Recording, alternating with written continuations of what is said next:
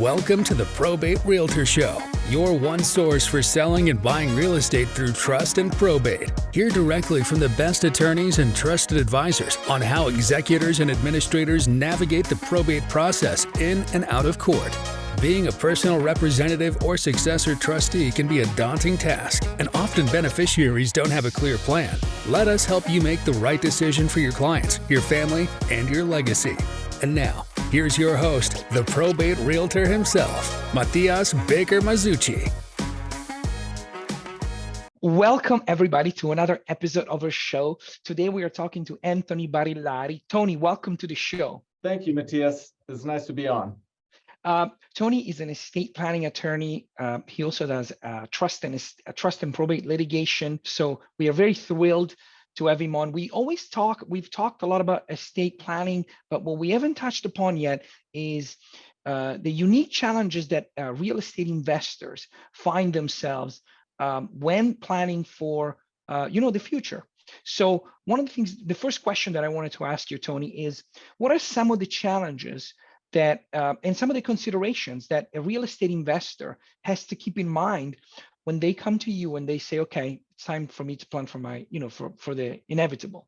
Sure. Well, there definitely are a unique set of concerns, and those concerns can vary depending on how those real estate holdings are owned, whether the investor is a part of an investment group or whether they're an individual investor. And particularly with individual investors, you need to look at what's going to happen with that property when you're gone and what you want to happen with that property, and create a proper plan around that. Because if you don't plan early enough, if your idea is that you want to pass these on as legacy income to your family, that may not happen due to property tax issues. That makes total sense. Now, we're all very familiar with, you have your house, your first primary residence, you put it in a trust, and that's it. You've done well. However, a lot of these real estate assets that people have, especially investments, they're held into LLC. And that's not just, you need a little bit, an extra layer of protection when it comes to those things, when it comes to separate entities. Isn't that correct? That's absolutely correct. So, definitely a good thing to do after Prop 19 is to make sure that your income properties are held in some type of business entity, whether it's an LLC or a corporation or what have you, because the only chance you have of avoiding that property tax reassessment is in such an entity. After Prop 19, properties that are not the primary residence of the parent and become the primary residence of the child are no longer exempt. So holding them in some type of entity is key, but it's not as simple as just doing so, because there are rules for when interests in those entities transfer from one person to another, which may still result in a reassessment if you haven't planned properly. So that's definitely something very important to plan for. The reassessment issue, Prop 19. We all know that, there are circumstances under which a property will not be reassessed. But in the particular case, if an individual owns an investment property, like we've seen a lot, mom and pop operation, they have apartment buildings that are owned in their own name. But when now they pass away because they're not primary residents, those properties get reassessed, and sometimes the reassessment is mind-boggling. So what is the consideration that, walk me through, let's say I have a couple of properties and they're all in LLCs, apart from my primary residence that's in a trust. How do I prepare so that, if these are pass-through entity, let's assume, and, I own 100% of this property, how can my, the beneficiaries of my estate be protected? Well, certainly the first thing you want to do is make sure that you own the shares of your LLC or corporation as the trustee of your trust. And as you're doing that, you also have to be very careful in how you put that together so that you can still qualify for proper tax treatment, and that you don't disqualify your entity's tax treatment because of the way that you're holding those interests. So that's number one, because if you don't, that's a probate asset now. Right. Anything over $184,500, I believe, this year in California, that is not held in trust needs to go through the probate process, which as we all know, is a nightmare to be avoided. So that's number one. And number two is you need to make sure that the way your interests pass on to the next person doesn't trigger a reassessment, because if the original holder of those interests passes them on, if the original shareholder goes and is no longer a shareholder in the entity, you're facing a reassessment. And also, if a new shareholder comes in and acquires 50% plus one, basically interest in an entity, that's considered a change of ownership, and it triggers a reassessment.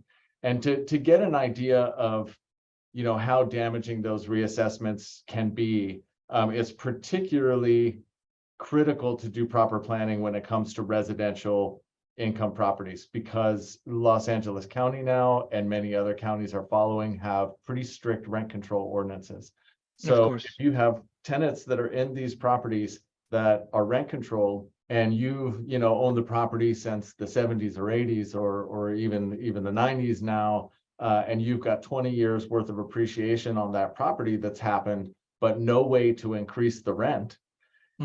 If the property tax goes from being a few $1,000s a year to 10 or 15 or even $20,000 a year, you might be underwater on that property for the extent of time that you have those tenants in, until they ultimately move out and you can get rid of them, which means you're going in the red every year. And if that's happening and you say, okay, well, you know what, I'm just going to liquidate the property, I'm going to be done with it. Guess what? This is income property. So the price that you can fetch for it is based on the money that it makes. And anybody going to purchase this property is going to look at the balance sheet and say, well, this is what the tax is, and this is what the rent is. And the tax is higher than the rent, or, equivalent to that. And, plus expenses, it just doesn't make financial sense. You're going to take a huge bath, or your heirs, your family is going to take a huge bath on the sale of that property. There is so much truth in that. And in one form or the other, not just the rent stabilization ordinance that is with the city of Los Angeles, all of the cities in our county have some form of rent stabilization, and the state of California does as well. So this is a very, very important consideration for people that are doing the estate planning, because as you said, I can't just go to the tenant and say, you know what, this property was reassessed. You paid $800 a month for a 3-bedroom. Now I got to charge you $5,000 a month. And the tenant is going to say, I don't think so. So when that happens, something that on our initial conversation that we had, you said something that made a lot of sense to me. You said, a lot of people that inherit these properties, sometimes they feel the pressure to sell, when in reality, selling an investment property, if it's well positioned and it has the opportunity to provide a good return, is often a mistake. So how do we make sure, apart from what we talked about, are there provisions that I can say, so that my kids, that I can say, look, this building that I've owned for 50 years, that it's 30 units in an amazing area, I never want you kids to sell it. I don't want you to sell that building at all, because you're probably too damn asses to realize this. But this is a good asset, and you should keep it, because like Mark Twain used to say, they're not making land anymore. So can I have provisions in my estate plan when I come to you that also communicate my wishes when it comes to the treatment of the assets? Absolutely. So what I always tell my clients is, the first and foremost, you want to talk to your kids, Right, and let them understand and impart to them to the extent possible the value of having that property, because you can sell property and get money for it, but turning that back into real property again that's going to generate income is not an easy thing to do. right. So that's step number one. But in addition to that, in the membership agreement in the case of an LLC, or in the shareholder agreement in the case of a corporation, whatever the entity is that's holding these assets, you can create bylaws, if you will, or something in that membership agreement that makes it so that it's very disfavorable if one child or the other says, you know what, I just want to sell my share and get out of there. You can make it so that the other siblings have a right of first refusal on the sale. And what that means is that, let's say you have two kids and you have, what on the open market with no restrictions might be $1 million building. And I'm just throwing big numbers Sure, out sure. here. There's tons of factors that go into this.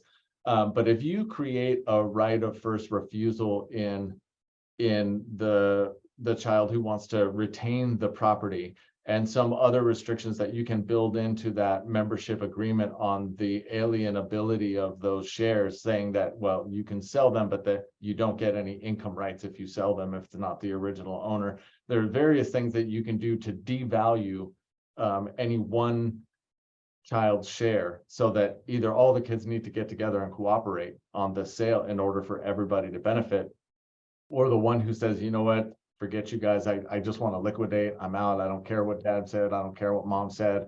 They're going to take a bath on it, and hopefully they will think twice when that happens. Good. That makes sense. And obviously, as you started it, it says obviously talk to your children. That's the thing. Mhm. The more and more, like in every other subject, in estate planning, make your wishes known to the people who are left behind, so that they will know how to act accordingly, rather than some people thinks like, oh, I did my trust, I did my estate planning, it's in my safe, nobody knows where it is, I haven't told anybody that I did it, but I'm sure everything will be all right. Sounds crazy, but actually it happens quite sometimes. Like, oh, look, dad did have a trust after all, or a trust document. So let's talk about fractional ownership. Now, you mentioned it at the very beginning of this episode. Now we're talking about a very simple example. Somebody owns, a piece of real estate, and they, even though it's an investment property, they want to protect it, and they're doing so as, through estate planning.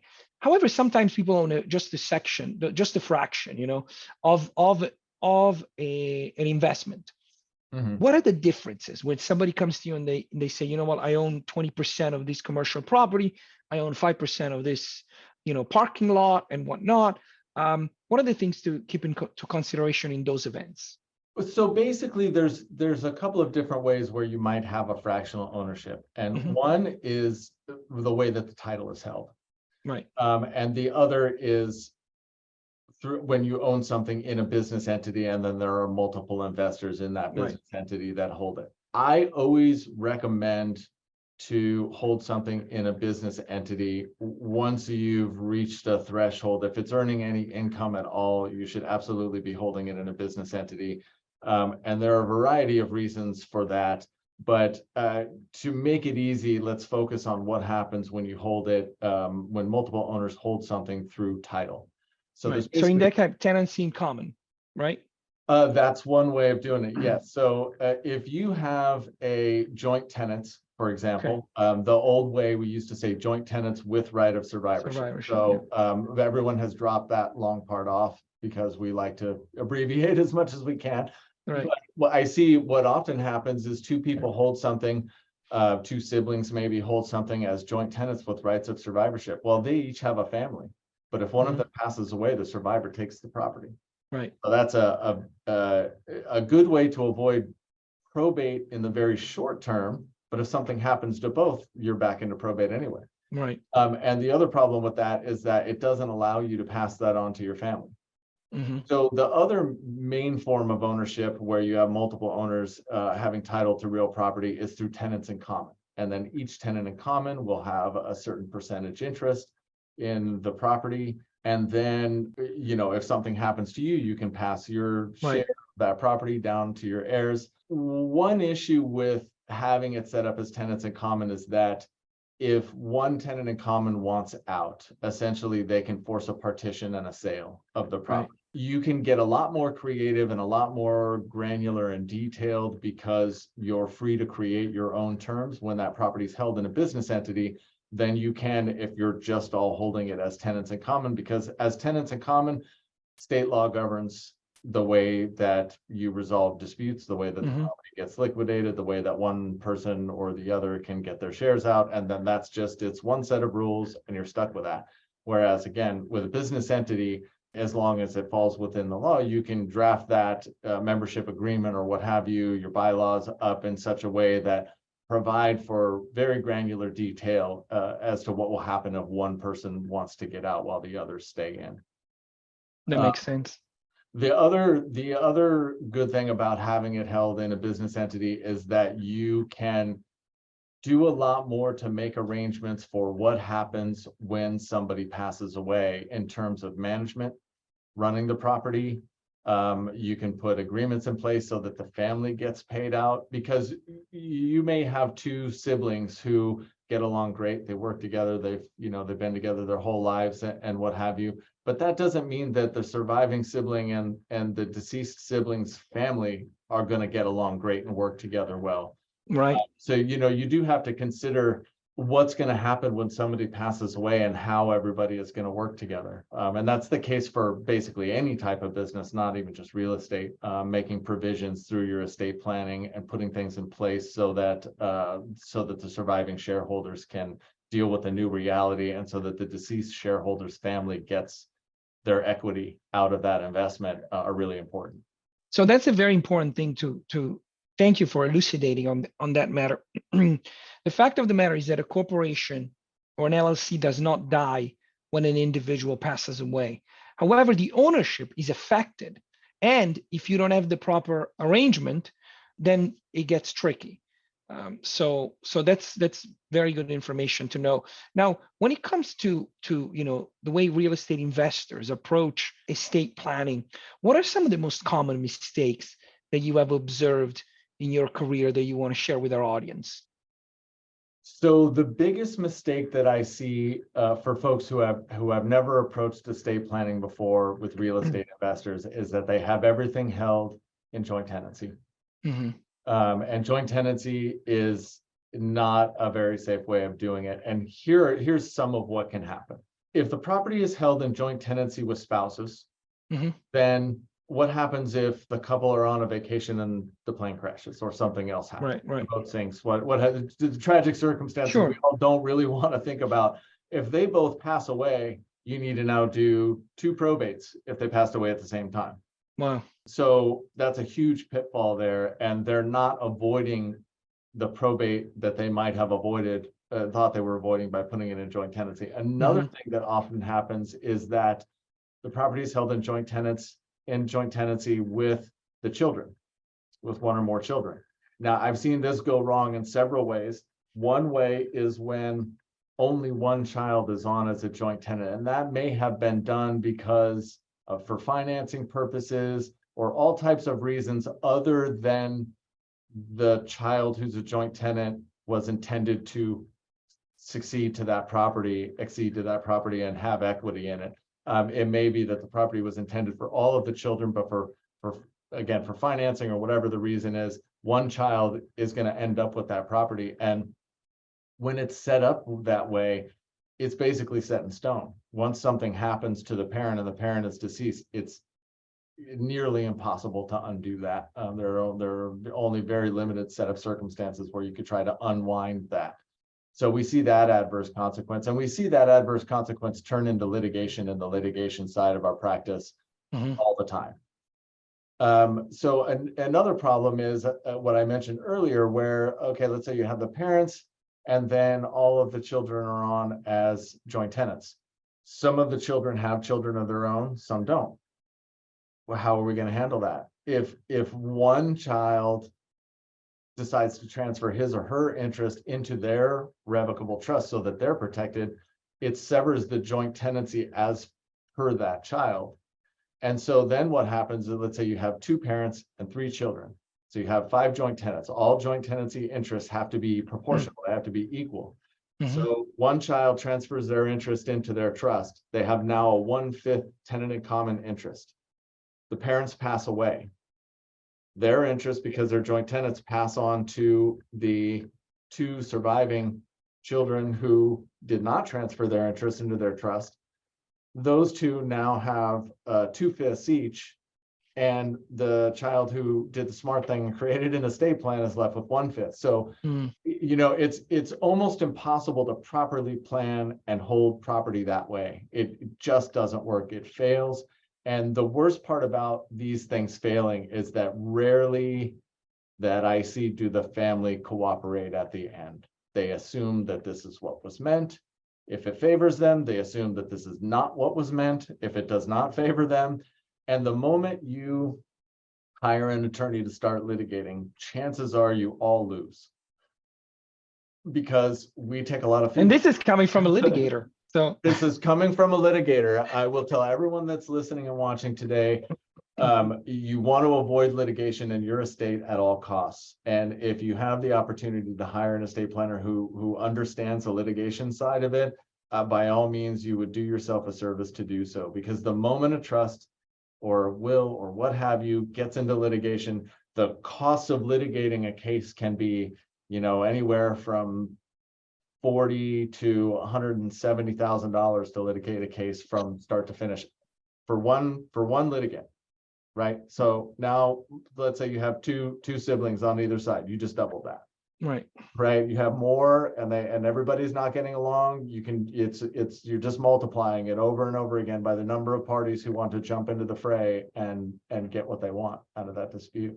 Thank you for sharing this with us. This is a very good cautionary tale. Let's talk about you now. Let's talk about your journey. Did you want to be an attorney when you were a kid? Absolutely not. Okay. However, my grandmother used to tell me and tell my mom that I would make a good attorney. I guess I was quite precocious when I was very young. Not too young for me to remember, but maybe it was in the stars for this to happen. That's wonderful. So how did your journey, when you went to undergrad, did you know eventually you were going to go to law school? I had originally gone to undergrad thinking that I would be going to business school at the end. And as the time came for me to start doing applications and taking the various exams that you need to take to get into grad school, I looked around and I thought, a lot of attorneys are business people too, but I would have the added advantage of being able to practice law, which is something that an executive can't do. Very nice. That makes total sense. And as far as your area of practice now, can you quickly walk me through, like, how did you fall into the estate planning world? So I was a civil litigator for a long time. I Okay. also practiced for a little bit in bankruptcy and did a little bit of immigration work. But mainly prior to becoming a trust and estates attorney, I worked in civil litigation. And I had a great uncle who passed away, and I handled the probate of his estate. Okay. And I saw a lot and I learned a lot when I got into that. I saw a lot of things that I liked in terms of the estate planning itself. You're helping people to build and put things together rather than litigation where you're basically taking shots from one side of the case to another. And what I also saw is that the trust and estates bar, so to speak, is a smaller bar. It's a smaller subset of attorneys, which means they tend to be a lot more cordial with one another. There's always exceptions, but my impression is that most of us are much more cordial with one another because we're going to keep running across the same attorneys over and over again on various cases, and it doesn't pay to make enemies in a case like that. So I like the fact that the attorneys are more cordial. I like working very closely with clients. I also like the personal nature of the work. In civil litigation, I was working on very large cases between giant corporations, and if one wins $1 billion or the other one does, 2 years later, they're going to have the same lawsuit over again or over some other issue. The money's just going to go back and forth and nothing really happens out of it. But everything that I do in the trust estates arena, I'm either helping families to protect their legacy, protect their family and ensure their legacy. I'm helping people to right wrongs that were done when somebody absconds with money from an estate. I'm helping people to avoid litigation by efficiently administering trusts and handling probate. So I feel like every day I feel like I'm doing something good. That's great. I love this note. Very nice. Now let's end with one of my little rituals that I do on this show, which is, I have a list of 30 questions, and they're randomly numbered from 1 to 30. I want you to pick a random number, if you indulge me, and I will ask you that question so we'll know a little bit about something like the back of the card. All right, let's go with 17. Okay. Why were you given your name? That's a great random question to which I have not the slightest clue. Really? Okay. I have not the slightest clue. I know why my brothers were named the way they were. One after my uncle, one after my father. I'm the third child, and I think they just pulled it out of a hat. Okay. Well, then let's do this. We keep it on the same. Let's talk about Barilari. because we had a little conversation about it. And me as an Italian, I spotted it right away. Do you know anything about your family? A bit. So the Italians in my family came to the United States in 1903 and Oh, I wow. believe 1897, respectively, Wow. right around in that era. Records are a little hard to come by. Yeah, I My bet. great-grandfather and Mhm. great-grandmother came through Ellis Island, along with, tons and tons of other Italians at the time. And they come from a small area in Calabria in southern Italy. Oh, And very that's nice. the extent of what I know, other than there are a lot of artists and artisans, and our people were blacksmiths. Oh, good. Yeah. Very nice. Very nice. That's wonderful. It's been such a pleasure to talk to you, Tony. Thank you so much. And you've been very clear and concise in your answers. And I really, really appreciate that. And I'm sure our audience will appreciate it as well. Before I let you go, we're going to have your contact information, your office contact information in our show notes. But for anybody who's listening, maybe that they're listening to this on Spotify, what is your preferred method for somebody to get a hold of you who needs your help? The best way to get in touch with me is to call our office. My staff are really great. They're great intake specialists that pick up the phone, and then we'll walk you through whatever issue it is that you've come to us for, help get you going in the right direction and help set up a consultation. Wonderful. And I think you have a wonderful 800 number, don't you? Like, what is it? I do. It's 888 EST plan. So 888 Beautiful. estate plan. I love it. Thank you so much for joining us. Thank you everybody who listened to this episode. And as parting words, be careful, everybody. Do your estate planning well ahead of time. That's right. Thanks for having me, Matthias. Thank you. It's been a great pleasure. Thank you. Bye-bye. Bye-bye.